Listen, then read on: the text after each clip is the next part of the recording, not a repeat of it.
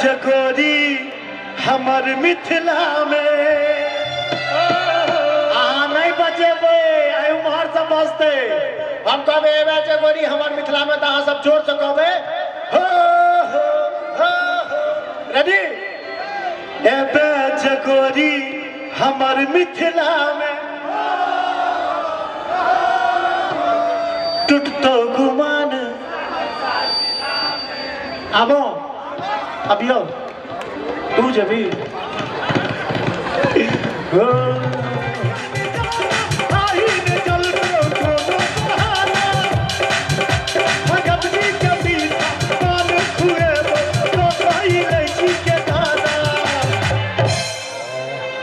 एक बार अहाँ ठाड़ भऽ कऽ डांस करियो ना